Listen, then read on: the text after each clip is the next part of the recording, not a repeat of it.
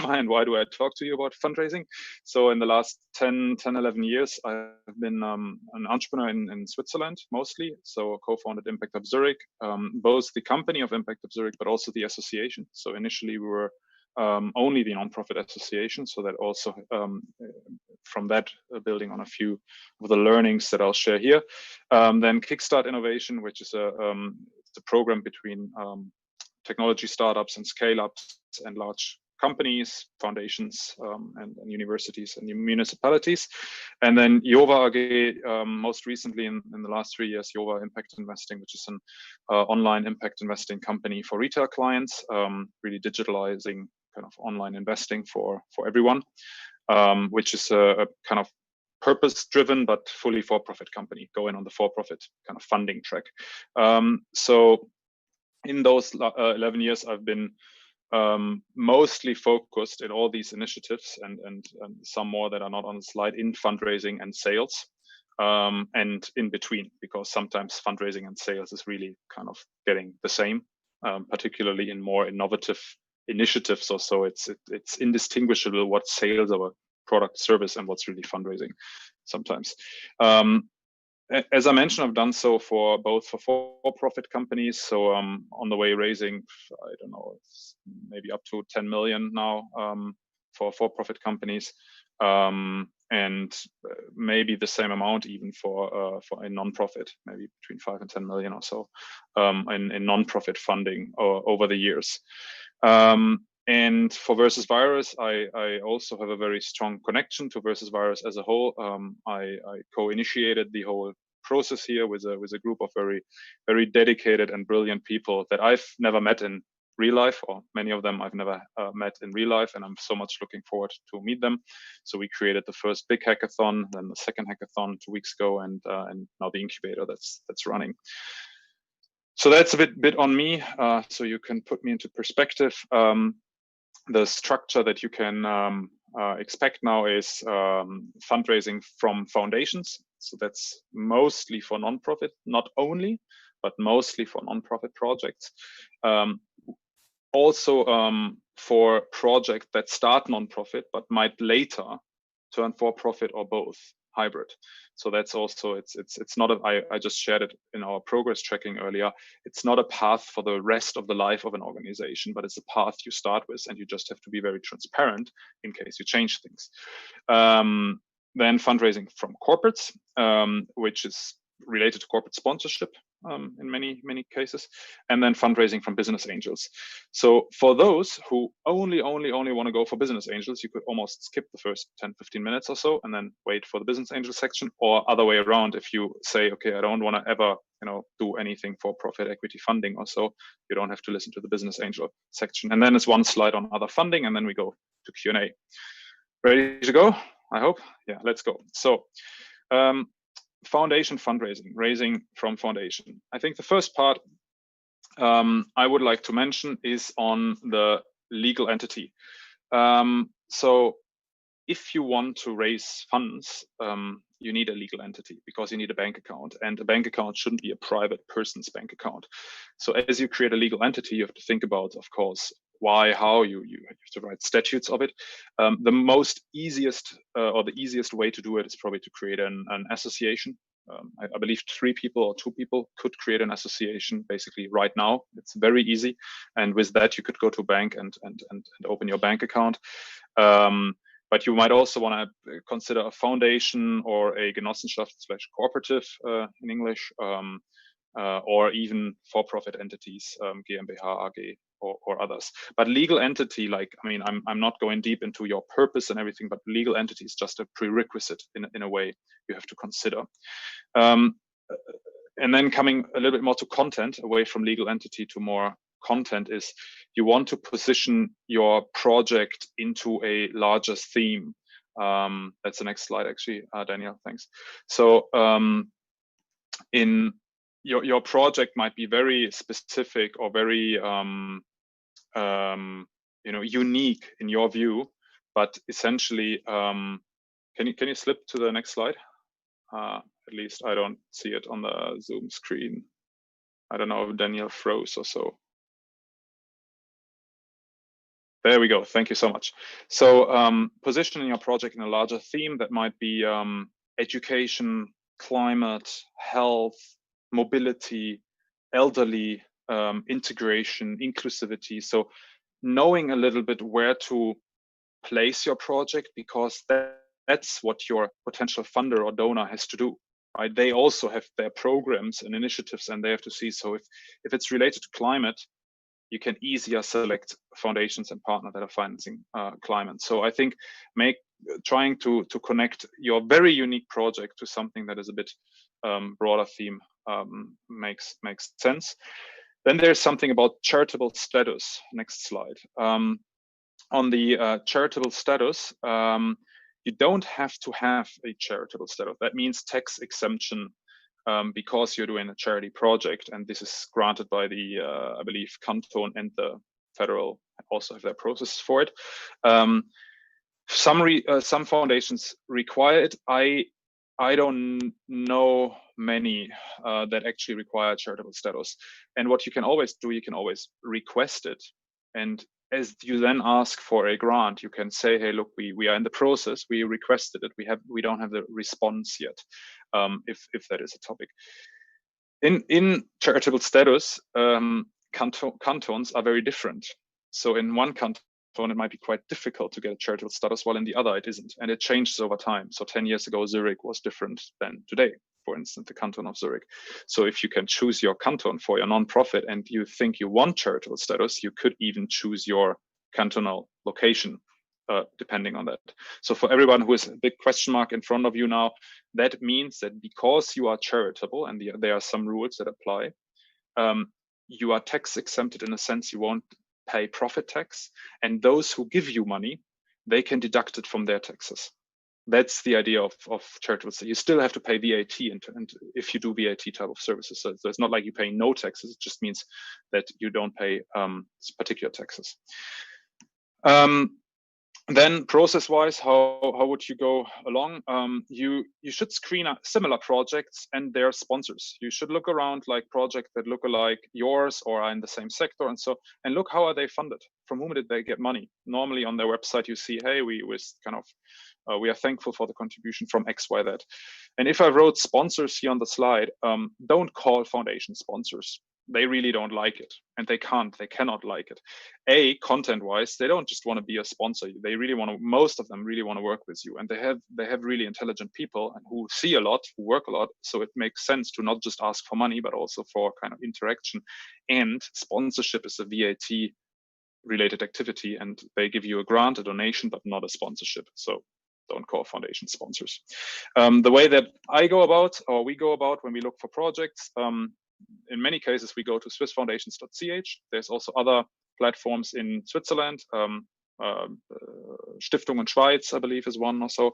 And I'm sure for those who are watching from abroad or so in your country, there's probably also some kind of foundation kind of group. Switzerland is particularly strong in foundation. That's important to say. I know it from my colleagues in Vienna for Austria and Germany. It's a bit different, particularly in Austria. So swissfoundation.ch, and then you go on the member list, and then you go through their members, and then you can see all the nice foundations there that are listed, and normally that's even listed there with the purpose of the foundation. So you know if they are interested in child education or in climate or in democracy work also. So you can screen very fast, basically, all the member foundations of Swiss Foundation, and then you can contact them. Before you contact, please do some homework, right? It should be professional for anyone. Check their website, check at least the mission statement and the topics they are funding, maybe the projects, maybe you go as deep as checking their annual report to know a little bit, okay, how much money do they give out if they disclose it? They are not obliged to disclose it on their website. And I think another thing you could do before you call is familiarize yourself a little bit with terms in the kind of impact and nonprofit sector and community.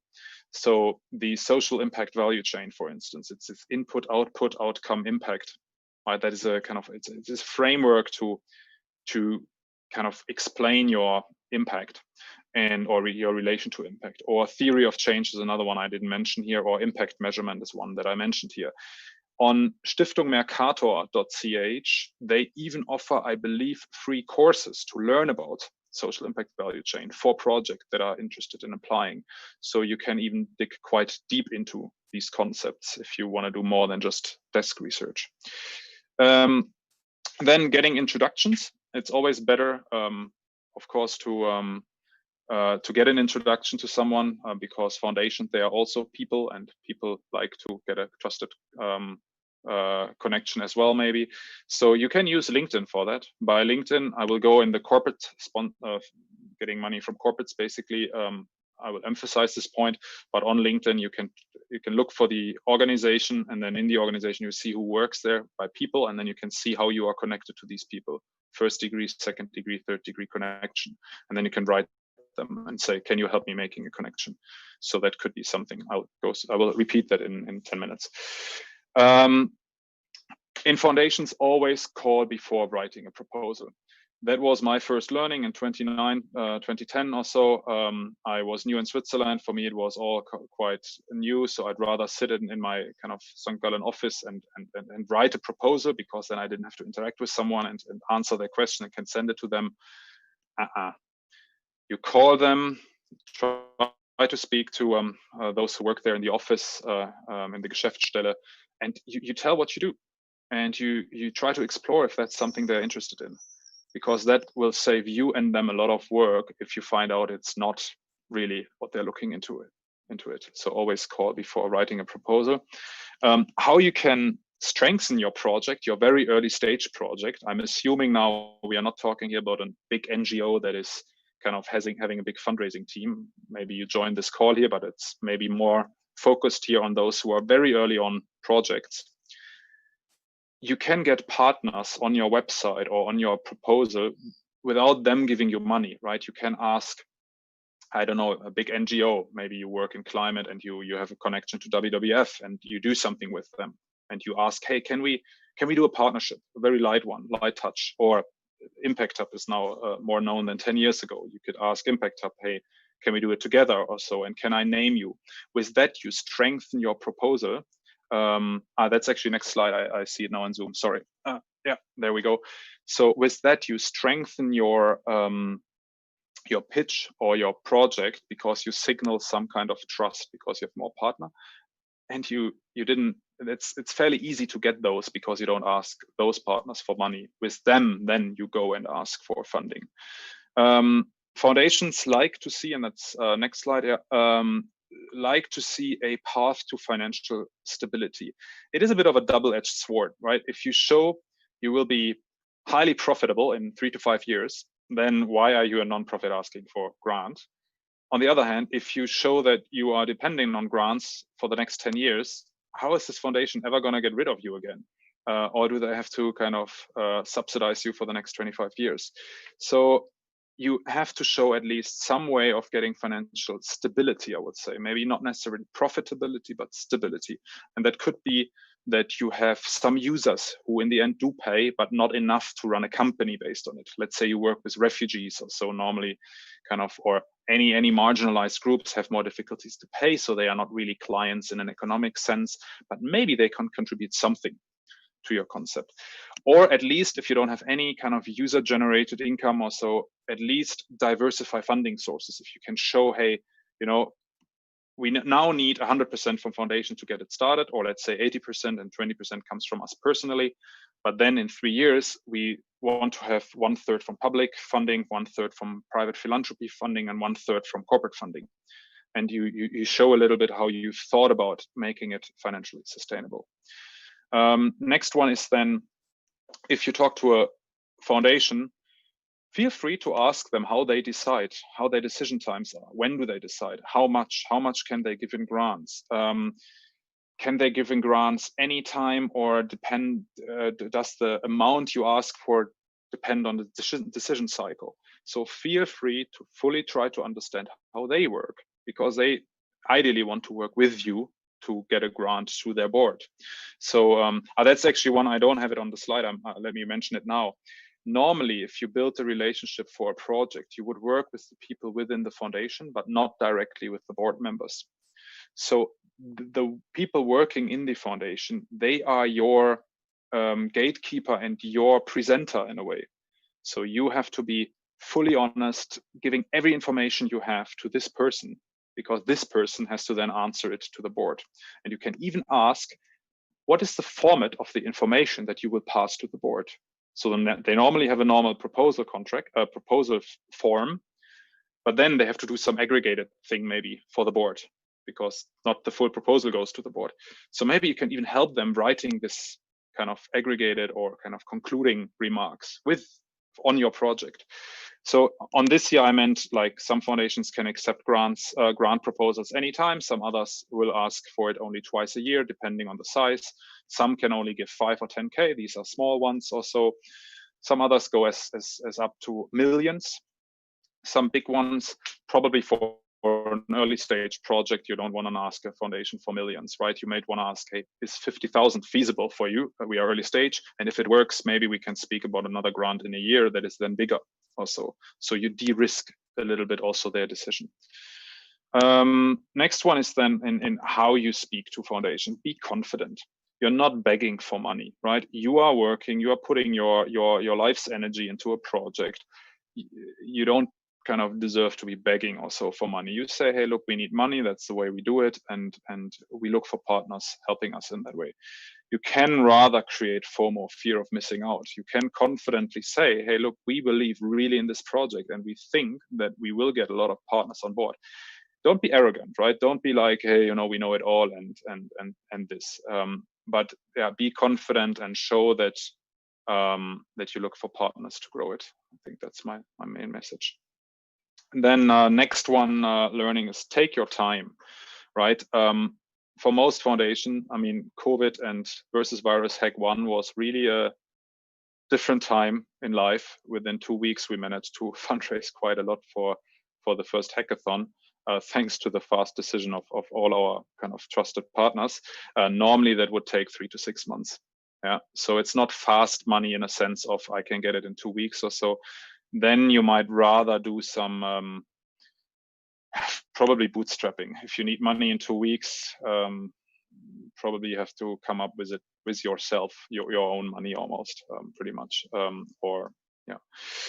Anyway, then next one is if you have the time, try to build long-term relationships, right?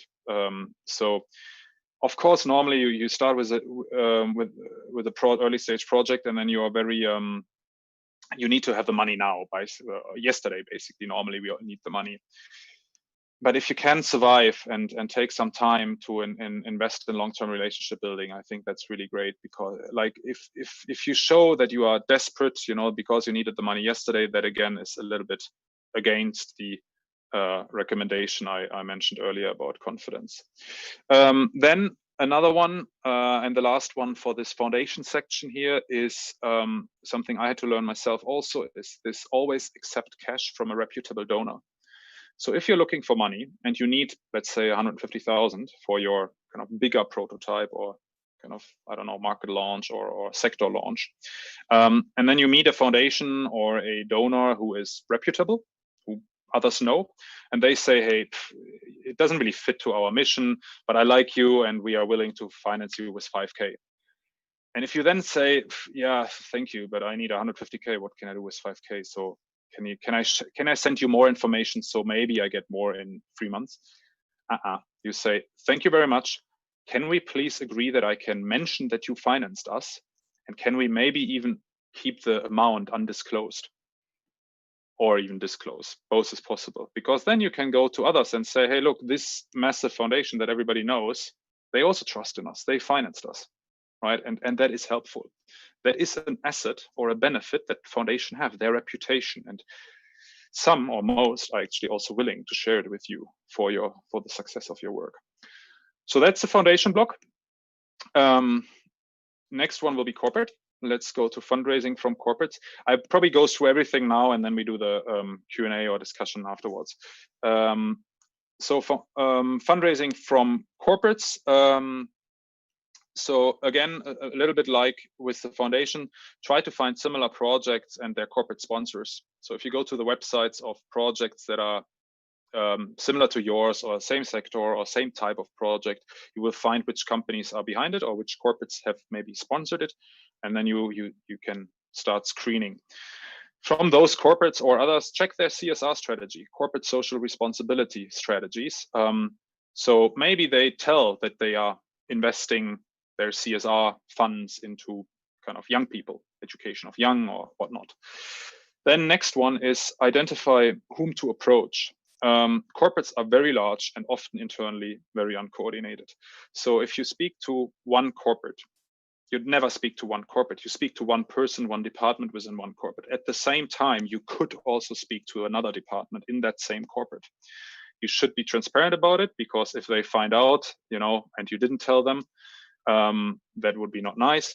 But sometimes it helps your direct contact if you tell them, hey, why don't we also check out the HR department, because we want to engage, employees, and we want to have some employee training in our kind of partnership. And maybe they can also fund a little bit. You pay 70% of what I ask for, and 30% comes from the HR department, something like this. So you can start thinking for them as well how to find internal budgets. Next one is, here's the LinkedIn again. Try to get an intro always, right? In Switzerland, everybody knows everyone somehow. So try to use your networks, and LinkedIn works even better for corporates than for foundations. So LinkedIn, you type the name of the company. You on the company, you see on the left side people, you click on people, you see all the people there, and you see how you are connected. And that helps also for business angel and venture capital fundraising, by the way. Not for business angel, but for venture capital. Next slide is create a value proposition. So while in foundation, you look more on the impact and outcome that comes out of your project, here you also do it, but you also do what is in really, what could be in for the company. This value proposition could be around PR and communication, including employer branding.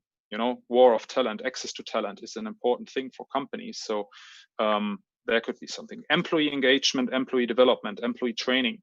That's something you might want to look in. Then there is something like corporate philanthropy, really just corporate giving. That would be then the value proposition, that you have a nice project for philanthropy. And then the whole field of innovation might also be something that could work for you, that you help to find innovation in a sense of innovative culture, like culture change internally, but also innovative projects outside or so. So if you look at these points, and if you look at how corporates work with Impact Hub or with Kickstart, you will find several of such elements in why they work with us here. Then next one is create a short pitch deck. Yeah, really professional pitch deck where you describe the why, how, what. So that's a Simon Sinek golden circle, why, how, what, helps for every pitch deck very well. In that, you also mention in one slide what's in for the corporate. How do they benefit from it? And your ask. You have a slide in there that says, what do I want from you guys? Yeah, and don't be shy to ask for funding. But there is also another rule that is a bit kind of against asking for funding, is if you ask for money, you get advice. If you ask for advice, you get money. So just think about that, reflect on it, and see how that quote helps you.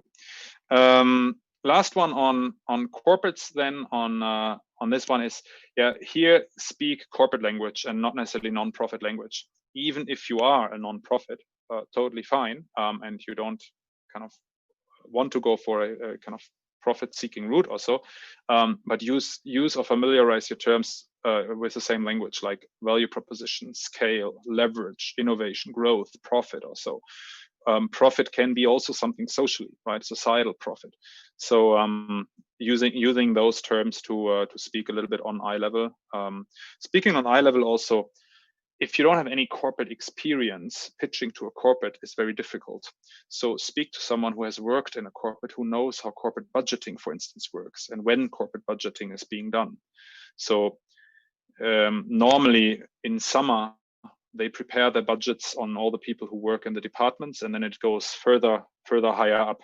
So if you need, for the next year, if you need money and you ask in December, the only way you get larger amounts is by directly to the executive board, because they then can decide in December still, or even in January for the ongoing year, while the teams that are operationally working, they have much tougher time to do that. and they need maybe this half a year earlier. So that's a little bit insight into corporate sponsorship, corporate fundraising. Let's do the third and large block, which is for all of those of you who wanna who are building a company and raising equity type of money. That's business angel fundraising. The first thing you do for business angel fund, no, I mean, you have to do a lot of things, but one I would like to emphasize is here the required material. What do we actually have to produce and show to do business angel fundraising? And I would recommend to have a teaser deck, 3 to 10 slides on what you do. Again, using the why, how, what framework, maybe market size. I have another recommendation on that. Teaser deck is good because you can share it widely. Right, it can go out. It doesn't have any confidential information in it. It just creates interest. But then you want to also have a full investment deck, where you have, if you do a valuation early on, where you have your valuation in it or your financial projections and deeper stuff. And you might not want to send this out on social media, but you still cannot control where it goes. So you shouldn't disclose information that you really don't want to have out there, because as soon as you send it to someone, you can never be sure that it will not be shared. So this full investment deck you would show only to those who express interest. And then you want a financial planning in a spreadsheet that can, of course, be in the deck as a screenshot or so, but you do a spreadsheet where you do your financial planning in terms of, okay, how do you will have customers, how much revenue will you make, and how much funding do you need for what. What you don't need is a business plan. Don't write a 30-40 page business plan. You can do it for your own sake, for your own internal kind of exercise, but a very renowned investor told me, I think already 5-6 years ago, it's nobody writes business plans anymore. Next one is on content. What should you write in there is you can check out from Guy Kawasaki the 10 slides. For instance, so if you Google Guy Kawasaki 10 slides, you'll find it. I think it's a nice way to do it. But there's other. You can Google easily what to put in a funding deck. Then the funding amount and the funding purpose, right? How much are you looking for, and for what? Like what do you anticipate to do? That should be in your deck. Then next one is, okay, who to contact. So start making a list of angels. So ask other startups, who's their investor? Would they be willing to tell that? Or would they be even willing to give you a contact? Screen investment announcement. If you are not on Startup Ticker, go on Startup Ticker. That's one of the very few newsletters I read every week. Every Friday, and because there is always the announcements of funding rounds in Switzerland, and then you normally also read of who's investing there. And then go to startup events. So could be Swiss Startup Day, or I mean, there are so many startup events now. They have been moved virtually, but many come back also physically, because some business angels do walk around there, or some people who can connect you with business angels. And then approach business angel networks. SIGTIC is a great one. Investiere has a big network. B2B is essentially a fund or fund manager as well as an angel network. They can give you, they are multipliers for you in meeting business angels. But on the next one, be careful with business angel networks, because sometimes it is more that they invite startups to pitch, and then you pitch, and it's more for kind of entertainment for them than rather that actually investment comes out. The ones that I mentioned there, I don't have the impression of that. It can still happen. Of course, you have never guaranteed that if you pitch there that you get a positive response. But be sure you only engage with business angel networks if you have the feeling they are really about investing, and do drill them a little bit, like ask deeper, how much investments have you made, or so, so you can avoid just being a kind of animal in the zoo that is presenting company, and the next one comes and they have a nice dinner and done. Again, the ones that I mentioned, I don't have the perception that this is the case, but I do know cases where it was. Next one is NDAs, non-disclosure agreements. So don't worry about NDAing your idea. I mean, ideas are almost worthless. Sorry, it's the execution that matters. That is, of course, not true if you already have a technology or an asset that is super valuable and that can be copied. So in biotech, I'm less familiar with kind of biotech venturing or so. I can imagine that there is cases, but in anything I've seen here in the Incubator, for instance, and or probably 95% of what I've seen in Impact Hub community, you don't worry about an NDA. Just kind of write down what you do, what you're up to, and convince your potential investor by your execution capability, and make it happen. If someone else takes over the idea and executes better, then so they deserve, because they executed better. Yeah, that's personal opinion, at least. Then last slide here on the angels. Okay, you know now how to create a pitch deck in a way, or what to write in. You know now where to find angels, more or less. I know I only have here kind of 45 minutes or 40 minutes. So let's slide on that is, how do you actually build a round? And I found it advantageous to start with a convertible debt round. So convertible is a round where you take on debt, a loan, and the loan is converted into equity at a later stage. That saves you from very tedious and hard valuation conversation, because as you only start, I mean, how are you literally valuing your company really? I mean, there's of course models to value, I don't know, discounted cash flow and whatnot, but in venture, normally that's kind of much too early to do valuation. If you can, fine, then do it, and go confidently and say, this is our valuation. But if you cannot, ask for a convertible round. There you normally have to pay a bit more. You have to offer a discount, because the loan the debt is converted into equity in maybe a year or so, half a year or a year, whenever you do your first equity round. And those who invest now take more equity, more risk than those to invest then, but it's the same valuation. So normally they ask for a discount of 20%. That is kind of the market price. If you're good and lucky, you can also negotiate 10% only.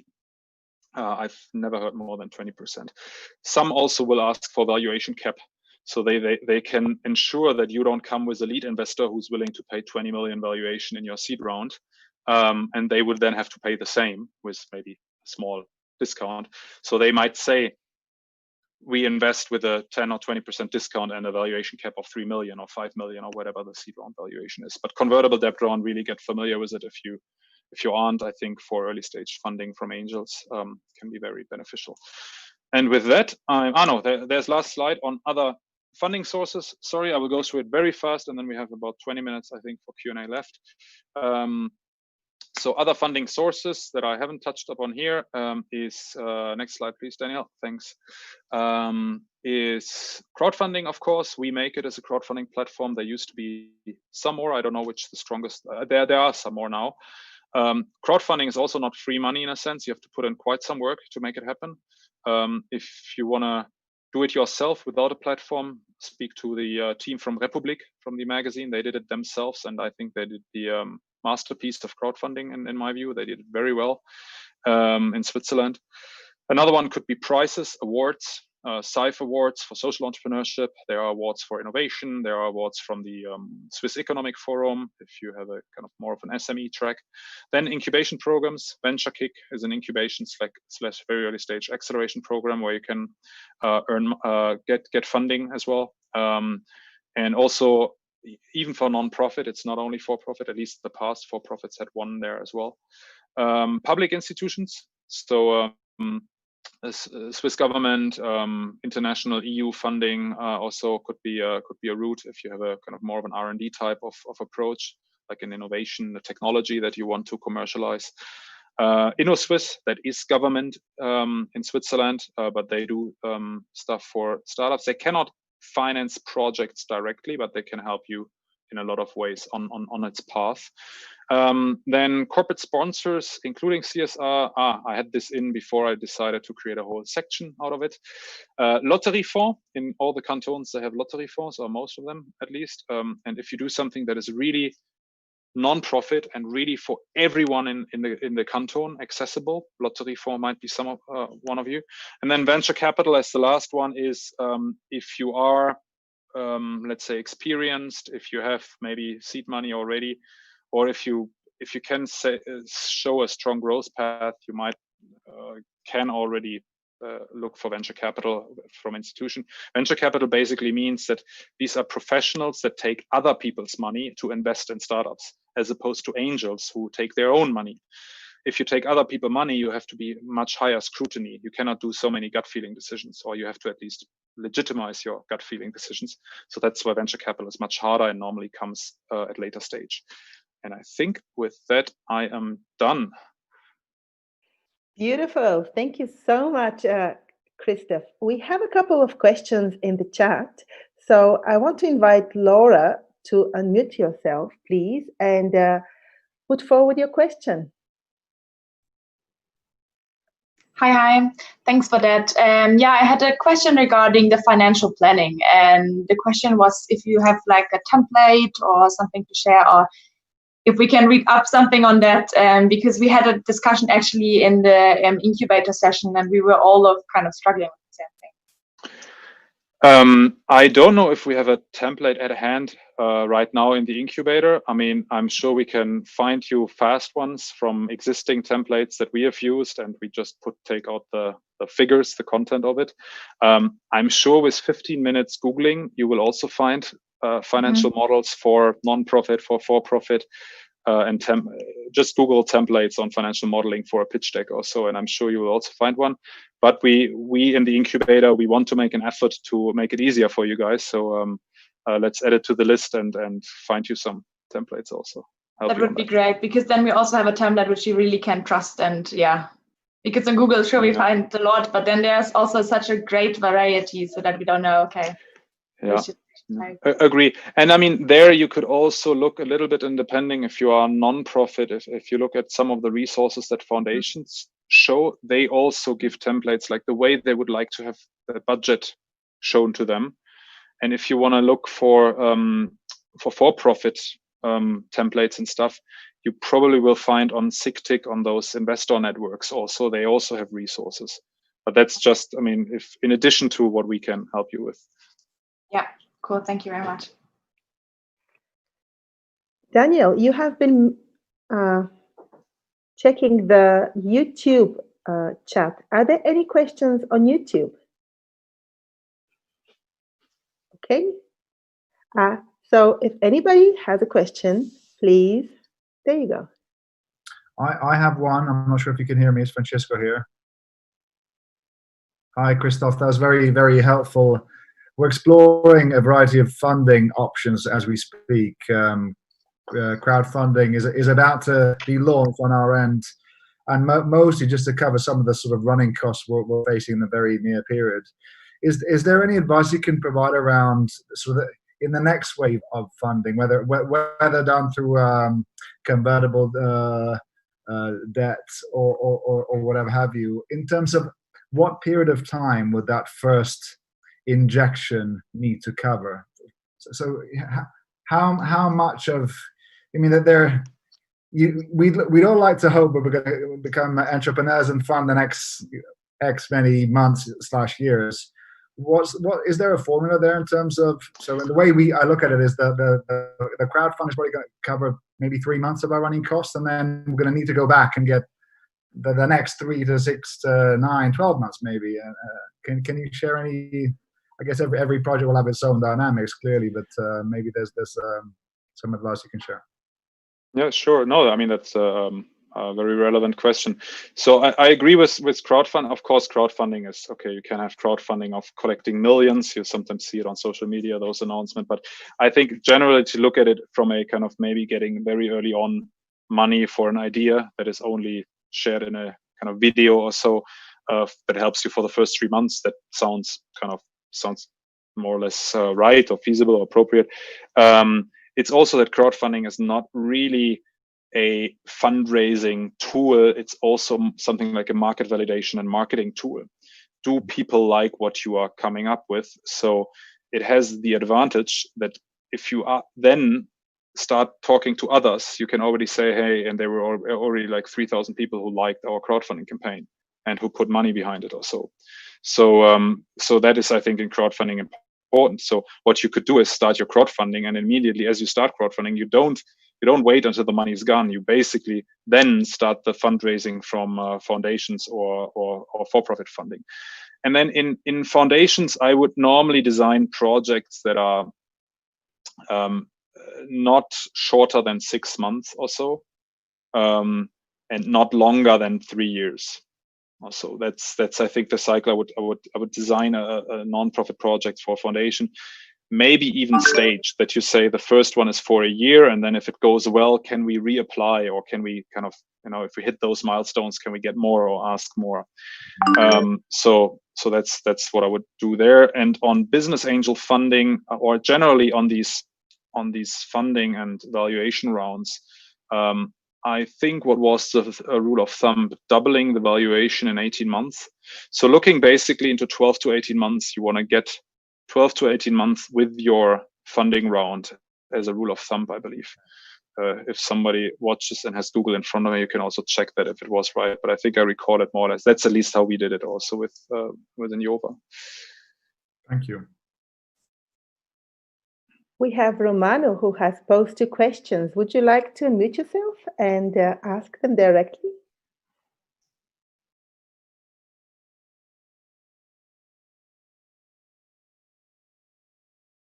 Hello. Yep. Hello. Hi. We can should start also my video, I guess. No, doesn't start. Okay. So I just speak because I just ask a little bit more about the convertible debt, because if I understood well, is something to help at the beginning, for example, to avoid to share too many parts of the company with maybe if you have so many customers, for example, and it's something to avoid to have the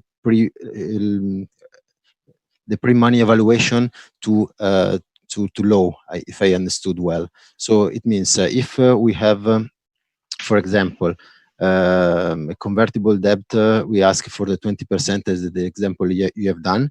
Now we can have offer a discount when we ask for the next round some funds for the 50% or 20% of the shares. Is it right?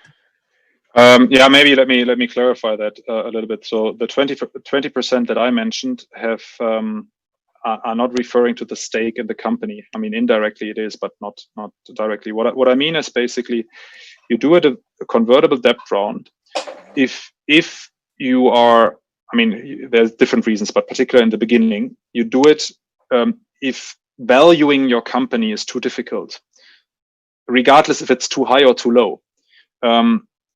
You might have the idea that an entrepreneur always wants a high valuation and the investor always wants a low valuation, but that's not true. If you agree a too high valuation in a round, this will haunt you for the rest of your funding rounds, particularly for the next one, because you have to double the valuation in kind of 12 to 18 months again, at least in a VC track, not necessarily if you stay with angels in a way. So you do a convertible debt round if you don't know yet how to value your company, really. What's the price of your equity? And it's also a way to make it very fast, right? Because it's just a loan agreement. And as soon as you have, let's say you want to raise 300,000 in a convertible debt round, as soon as you have the first one to say 50,000, I'm willing to invest 50,000 under this convertible debt round. They sign the loan contract and they can transfer you the money, because that's a loan. You don't have to wait until you have the 300,000 together, which in an equity round you have to do, because you have to do a general assembly for your equity round. So timing wise, you can get much faster first money in, start working. So these are all advantages of a convertible debt round. Now, a investor who invests now in a convertible debt round, this loan will be converted into equity in a year or 1.5 when you do your first equity round. And for this, then you will do a valuation, right? And this valuation might be 2 million or 5 million or so. Of course, the person who invested a year ago on the convert took much more risk, right? And for this risk, they normally ask for some kind of discount. So when they convert their loan into a stake of equity, they want 20% more than they would otherwise have gotten. That is the discount. Yeah. Okay, I understood. So we pay the risk more than the second investor, for example. So the first one get the risk, so we pay a little bit more because to have a gift for his risk at the beginning. Or her risk. Okay, thanks a lot. Can I take you a step back, Christoph? My question is, when you go into such a discussion, do you tell them upfront that you would like to have a convertible debt round? Yeah, if you can, but you don't have to. I mean, the point is, whatever you know, you should share. You shouldn't hold back. But it might be that you are open for both. It might be that you are still open for an equity round immediately, or for a convertible debt round. But then if you do an equity round, the question will be, what's the valuation? Because you have to tell the price you are willing, at which you are willing to sell your shares. So this question comes, and this is not an so easy conversation. It's an art, not a science. There's gut feeling, there's negotiation power. And again, it's not advisable to try to get the highest possible. Anyway, so to answer your questions, if you know it, that you want to do a convertible, you say, I'm looking for a convertible round. I'm looking to raise a convertible debt round. You can even say, I'm willing to offer a discount or a valuation cap. But you can also try to say no, and try to get terms without a discount, or let's say not a 20% discount. It can work. I know this. And are there particular investors who are interested only in convertible debt rounds? There are. So business angels, many of them do both. Some only do equity rounds because they don't want to play this game of, I don't know the actual price of the equity stake because it will be converted later and someone else will do the decision for me. The lead investor who comes in, not me. Which they can manage this risk with capping it, but some angels don't like that, but most are open to both. VCs, I think, do not really like convertible debt rounds. However, there are some specialized VC type of investors who only do convertible debt rounds. That's basically their specialty. There is one in based Technopark as well, I believe. I see. Thank you so much. We have a question from YouTube. Daniel, would you like to unmute yourself and tell us the question that came in?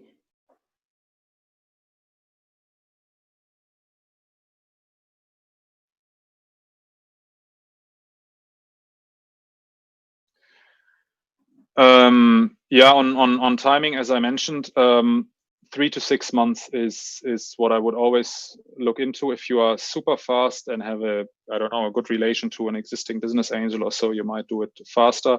But for foundations, anyone who is institutionalized, who has some governance internally, who is any organization in a way, they have to do their internal checks and balances on your funding proposal. So then it takes easily 3 to 6 months, roughly.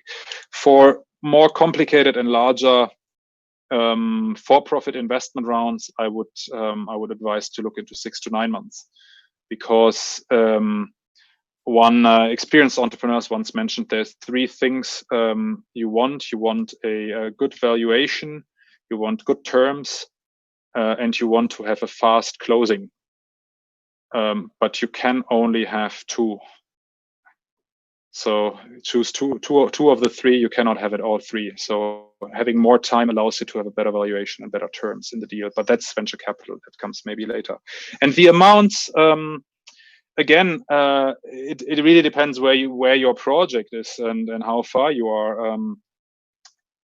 Let's say an first investment round, if you have never taken on money from no one, only bootstrapped personally money, unless you are a high net worth individual, would normally not be much higher than 1 million, 2 million or so.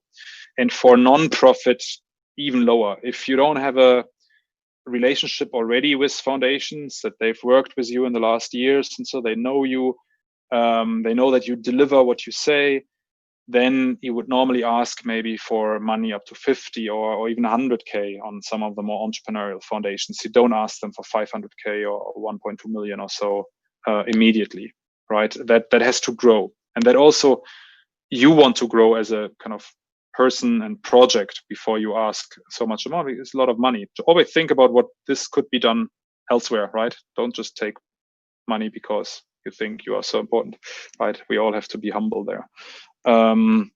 Yeah, I think that's it. And then if you need more capital, if you build like super ambitious big ones, up to 10 million, Switzerland is still place now. 5 years ago, I would have said maybe up to 5 million, up to 3 million, now up to 10 million. Beyond that, Switzerland gets tougher and tougher. That's changing now, fortunately. There are more growth funds.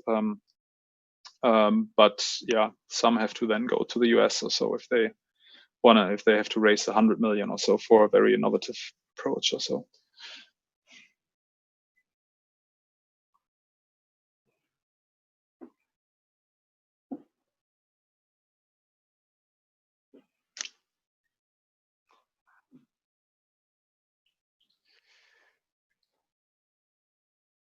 Yeah. So how to find a business angel? I mean, as any networking, finding anyone means hustling. So sitting down, going out, talking to people, use your network, go on LinkedIn, look who has invested in X, Y, Z, check out venture capital reports, check out startup tickers announcements, really dig into that sector. And then you will see that certain names pop up.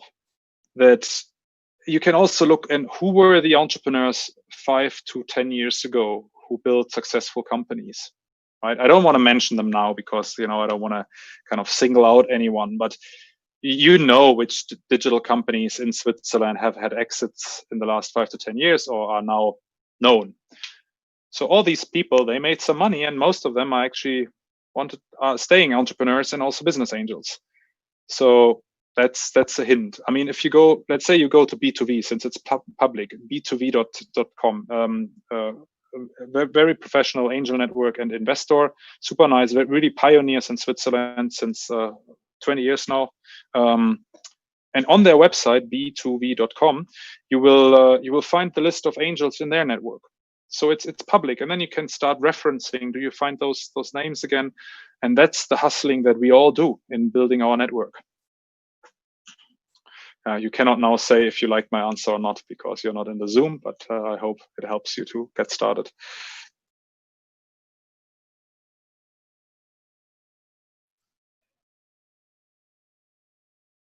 Okay, yes. So we have 1 minute left. If there's any other urgent questions or a last question, please unmute yourself. I have a last one, if I may, grab a last minute. On the VC side, not to ask for any names, but perhaps on the sustainability side of things, on the CSR side of things in the Swiss ecosystem, are there any obvious places we should be looking at, Christoph? I first thought you mentioned on the kind of sustainability side of investment, because that's a topic I didn't really touch upon, is impact investors. Right? If you search impact investor companies, impact investment funds, also you will also find an interesting niche of institutionalized investors. But on the you mean on the corporate CSR side? No, on the impact investment. I'm on the Geneva side, so there's a whole ecosystem on this side around sustainable finance Geneva, for instance. Yeah. So I think there is a kind of some impact investing associations. So if you Google Impact Investing Association Switzerland or so, I think you will find what's her name again? There was anyway. So impact investors. So that was my PhD on impact investing. So I used to know the sector very well. I still do a little bit. Most of them professionalized as much as venture capitalists as well. So it won't help you to you still have to show financial profitability. An impact investor invests money to bring money back. They are more mission aligned impact, and there are a few, right? I mean, A very new one, if you are into saving CO2 emissions, is Übermorgen Ventures, for instance, founded by two renowned business angels, a group of 4 then who founded it, and they are only financing companies that are saving CO2 and can show it. There is, of course, Responsibility, largest microfinance investor in the world, or one of the largest. They also have a ventures arm.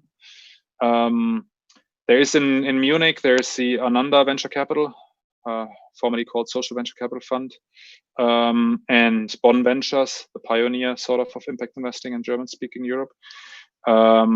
There is in Geneva area, there is what's his name again? Quadia, of course, Quadia Investment, QUADEA. How to multiply that? You check out the EVPA, the European Venture Philanthropy Association, and maybe you go to their annual meeting as a participant, or you try to find members there or sponsors there, and then you find a lot of foundations and so also not only venture capital type of institutions moving to impact, or former for-profit business angels moving to impact. It's also foundations have become more and more like impact investors. Elea is one. Elea is a foundation, but they do impact investments. So they also want to have money back in a way. Thank you loads. I asked for a minute, you gave me 3 and lots of leads. So I hope my yield investment will yield as positively as this session. That's good. Good to hear. Thanks for having a happy customer. Thank you, Francesco. Thank you, Christoph. Thank you for sharing all your knowledge, all your experience, all the learnings that you've gained throughout the years. As you know, you will be able to reach Christoph in our Slack versus Virus Incubator channel, and he will be able to talk to you. And as you know, you will also get access to his PowerPoint presentation, again, in the Versus Virus Incubator channel. And next time, as Christoph rightly said, we organize for you what you want to learn. And you all want to learn about business modeling. So next time, we have Nora Boozer. She will be sharing her knowledge about business modeling. This will be, of course, next Friday. So thank you very much for showing up. Thank you very much for your presentation, Christoph. Have a lovely lunch if you haven't had it yet. Goodbye. Thank you, everyone. Good to see you. Ciao, ciao. Thanks a lot. Thank you. Bye.